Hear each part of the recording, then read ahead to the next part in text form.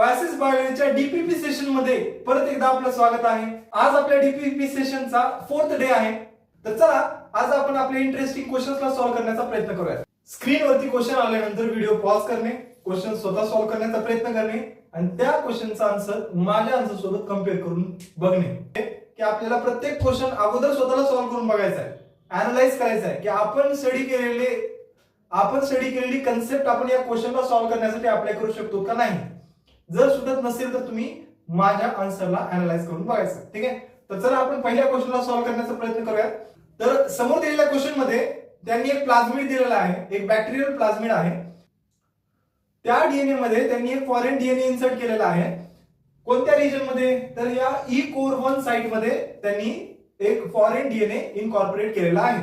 आता तो plasmid recombinant झालाय का हे कसं आपण आयसोलेट करायचं, अशी कोणती स्ट्रॅटेजी आपण वापरायची ज्याने आपल्याला समजेल की हा प्लाझमिड प्रॉपरली रिकॉम्बिनंट झालेला आहे आणि रिकॉम्बिनेशन कॅरेक्टर्स तो शो करत आहे। तर त्यामध्ये त्यांनी 4 ऑप्शन्स दिलेले आहेत। तर चला बघूयात की हा डीएनए रिकॉम्बिनंट झाल्यानंतर कशा पद्धतीने एक्सप्रेशन शो करतो। फॉर एक्झाम्पल मी दाखवेल की या ई कोर 1 साइट मध्ये आपल्याला हा फॉरेन डीएनए आपल्याला इनकॉर्पोरेट करायचा आहे। अगोदर समजून घेऊयात, इथे जी अगोदर प्रेझेंट असणारी जीन आहे म्हणजे या प्लाझमिड मध्ये प्रेझेंट असणारे व्हेरियस जीन्स आहेत। हे ओरिजिन ऑफ रेप्लिकेशन असेल, हे टेट्रासायक्लिन रेझिस्टंट जीन आहे, हे एम्पिसिलिन रेझिस्टंट जीन आहे। आता या रिजन मध्ये बीटा गॅलेक्टोसाइडेज रिजन आहे किंवा जी जीन आहे ती कोणती आहे? बीटा गॅलेक्टोसाइडेज। आता ही काय करेल? बीटा गॅलेक्टोसाइडेज नॉर्मल प्लाझमिड मध्ये हे एक्सप्रेस झाल्यानंतर एन्झाईम तयार करेल। या एन्झाईम पासून जेव्हा पण आपण सबस्ट्रेट ऍड करू गॅलेक्टोज हा सबस्ट्रेट असेल, जर ही जीन एक्सप्रेस झाली तर हा गॅलेक्टोज ब्रेक होईल आणि यापासून ब्ल्यू कलर जनरेट होईल। आता या प्लाझमिडला जर तुम्ही स्टडी केला असाल तर तुम्हाला समजेल की बीटा गॅलेक्टोसाइडेज जे जीन आहे ते एक्सप्रेस झाल्यानंतर एन्झाईम तयार करतो, त्यापासून गॅलेक्टोसाइडेज एन्झाईम तयार होईल। जी एन्झाईम जे सबस्ट्रेट गॅलेक्टोज आहे त्याचं ब्रेकडाऊन करेल आणि ब्ल्यू कलर जनरेट करेल। जेव्हा बीटा गॅलेक्टोसाइडेज एक्सप्रेस होईल, गॅलेक्टोसाइडेज एन्झाईम जी तयार झालेली आहे ते गॅलेक्टोज सबस्ट्रेटला ब्रेक करेल आणि ब्ल्यू कलर जनरेट होईल।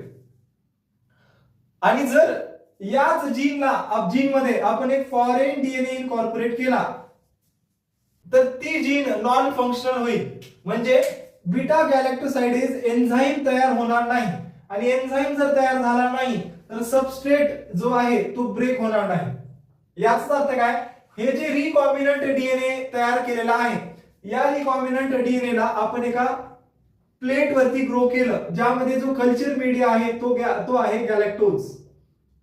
आता या गॅलेक्टोज कल्चर मीडियामध्ये जेव्हा आपण हे रिकॉम्बिनंट डीएनए प्लाझमिड असलेले बॅक्टेरिया याच्यावरती ग्रो करण्याचा प्रयत्न केलो, जर ते प्लाझमिड प्रॉपर रिकॉम्बिनंट बनलेला असेल तर ही एन्झाईम एक्सप्रेस होणार नाही, ती एन्झाईमच तयार होणार नाही आणि एन्झाईम तयार झाली नाही म्हणजे गॅलेक्टोजचं ब्रेकडाऊन होणार नाही। त्यामुळे तिथं ब्ल्यू कलर तयार होणारच नाही, तिथं कोणता कलर तयार होईल? व्हाईट कलर तयार होईल किंवा ट्रान्सपरंट जो मीडिया आहे तो ट्रान्सपरंट राहील। का? कारण गॅलेक्टोजचं ब्रेकडाऊनच होत नाहीये। गॅलेक्टोज ब्रेकडाऊन झाला असता तर ब्ल्यू कलर जनरेट झाला असता, पण तिथे गॅलेक्टोजचं ब्रेकडाऊन नाही, याचा अर्थ तो मीडिया ट्रान्सपरंट राहील। म्हणून आपण समजायचं की जर मीडिया व्हाईट कलरचा राहिला तर तिथले जे प्लाझमिड आहेत किंवा बॅक्टेरिया आहेत ते नॉन रिकॉम्बिनंट आहेत। याच कन्सेप्टवर आधारित तुमचे जे 4 ऑप्शन्स आहेत त्यामधला सगळ्यात फर्स्ट ऑप्शन जो आहे, ज्या व्हाईट कलरचा media non recombinant bacteria show करत आहे। चला नेक्स्ट क्वेश्चन कडे जाऊया। नेक्स्ट क्वेश्चन पण आपल्या फर्स्ट क्वेश्चन सोबत काही सिमिलॅरिटी शो करतो, म्हणजे आपले आजचे जे क्वेश्चन्स असतील ते ओव्हरऑल जीन रिलेटेड असतील आणि आपले स्टुडंट्स जेव्हा जेनेटिक्स मध्ये एकदम परफेक्ट आहेत। मी दिलेले क्वेश्चन्स माझ्या अगोदर आपले स्टुडंट सॉल्व्ह करतात हे मला माहिती आहे। आणि एका टीचरसाठी एक सगळ्यात प्राऊड मोमेंट काय असते तर टीचरच्या अगोदर जर स्टुडंट्सने क्वेश्चनचं आन्सर काढलं तर ते प्राऊड मोमेंट असते टीचरसाठी। चला आपण बघूयात आपल्या नेक्स्ट क्वेश्चन कडे। या क्वेश्चन मध्ये काही एन्झाईम्स दिलेले आहेत आणि त्यांनी विचारलंय की जीन क्लोनिंग साठी कोणत्या एन्झाईम्स इसेन्शियल आहेत आणि कोणत्या एन्झाईम्स नॉन इसेन्शियल आहेत. म्हणजे ऍक्च्युअली क्वेश्चन मध्ये नॉन इसेन्शियल एन्झाईम्सला सेपरेट काढा म्हणलेलं आहे. तर बघूयात आपण जीन क्लोनिंग म्हणजे काय. एकदा एक छोटी कन्सेप्ट सांगतो. जीन क्लोन करायची. हा जो डीएनए फ्रॅगमेंट आहे तो एका प्लाझमिडचा आहे. प्लाझमिड. आता या प्लाझमिड डीएनए मध्ये मला हा जीन इनकॉर्पोरेट करायचा आहे आणि याच्या मल्टिपल कॉपीज तयार करायच्या. त्यासाठी हा डीएनए या जिनोम मध्ये, हा डीएनएचा फ्रॅगमेंट या वरच्या जिनोम मध्ये मला इनकॉर्पोरेट करावं लागेल. मग ते प्रोसेस करण्यासाठी मला कोणत्या एन्झाईम्स इसेन्शियल आहेत आणि कोणत्या नॉन इसेन्शियल आहेत ते चेक करावं लागेल. मला अगोदर या डीएनए ला कट करावं लागेल. आता कट करण्यासाठी या एन्झाईम्स मधून कोणत्या एन्झाईम्स रिक्वायर्ड आहेत, तर डीएनए रेस्ट्रिक्शन एन्झाईम. ठीक आहे. रेस्ट्रिक्शन एन्झाईम काय करते, डीएनए ला कट करते. म्हणजे ही काय झाली आपल्यासाठी, इसेन्शियल झाली. ठीक आहे. आता कट केलेल्या पार्टला परत आपल्याला रिजॉईन करायचंय. रिजॉईन करण्यासाठी फेविकॉलचं काम कोणती एन्झाईम करते, डीएनए लायगेज. क्लोनिंग मध्ये रिक्वायर्ड आहे. त्यानंतर डीएनए म्युटेज एन्झाईम दिलेले आहे. म्युटेज म्हणजे काय, म्युटेशन सोबत रिलेट करायला. म्युटेशन म्हणजे काय, change in the DNA sequence. डीएनएच्या सिक्वेन्स मध्ये का चेंज करायचं आहे, मला फक्त या स्ट्रँडच्या कॉपीज तयार करायच्या. मग मला म्युटेजची आवश्यकता आहे का जीन क्लोनिंग मध्ये, मला तर नाही वाटत. त्यामुळं डीएनए म्युटेज एन्झाईमचा वापर मी जीन क्लोनिंग मध्ये करणार नाही. नेक्स्ट एन्झाईम आहे डीएनए रिकॉम्बिनेज. रिकॉम्बिनेज म्हणजे काय, रिकॉम्बिनेशन. दोन फ्रॅगमेंट्स मध्ये काही ना काही रिकॉम्बिनेशन गरजच नाहीये ना, आपल्याला फक्त ह्याच्या कॉपीज तयार करायच्या. त्यामुळे रिकॉम्बिनेशनची गरज मला वाटत नाही. त्यामुळं ही पण एन्झाईम जीन क्लोनिंग मध्ये गरजेची नाहीये. लास्ट एन्झाईम आहे डीएनए पॉलिमरेज. पॉलिमरेज म्हणजे डीएनए रेप्लिकेशन मध्ये आपण पॉलिमरेजचा वापर करतो. म्हणजे डीएनएच्या कॉपीज तयार करायची असतील तर पॉलिमरेजची आवश्यकता असते. त्यामुळं ही एन्झाईम पण इसेन्शियल ठरेल. त्यामुळे तुमचं आन्सर जर इसेन्शियल विचारलेला असेल तर तुमचं आन्सर येईल ए, बी आणि ई. जर नॉन इसेन्शियल विचारलेला असेल सी, डी. हे तुमचं आन्सर असेल. क्या बात आहे. जेनेटिक्सचे क्वेश्चन्स खूप इंटरेस्टिंग असतात. असे काही डायग्राम्स बघितल्यानंतर एकदम छान वाटतं. चला आपण आपल्या नेक्स्ट क्वेश्चन कडे जाऊया. नेक्स्ट क्वेश्चन मध्ये विचारलेला आहे की एक क्लोनिंग वेक्टर आहे. एक क्लोनिंग वेक्टर आहे. क्लोनिंग वेक्टर मध्ये दोन जीन्स आहेत.